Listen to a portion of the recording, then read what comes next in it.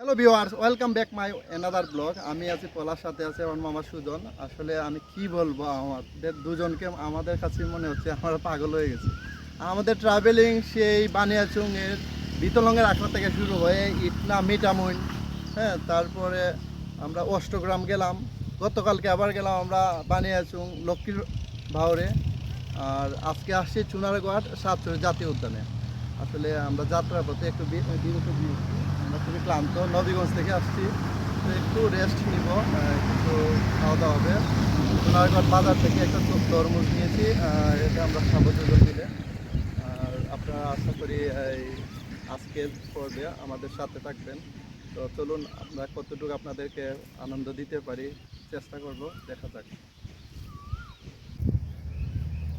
Hello friends, আসলে কী বলবো, আমাদের যাত্রা পথের ক্লান্তি দূর করার জন্য আমরা সোনারগড় বাজার থেকে একটু তরমুজ কিনেছিলাম।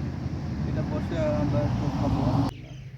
তো আমরা খুবই ক্লান্ত, কথা বের হচ্ছে না, খুবই ক্লান্ত। অনেক দূর থেকে আমরা নবীগঞ্জ থেকে আসছি, আপনারা তো জানেন সবাই। টমেটো খাইছি। দেখেন মোটামুটি লাল, বাট এতটা ভালো না, যা দেখা যায়।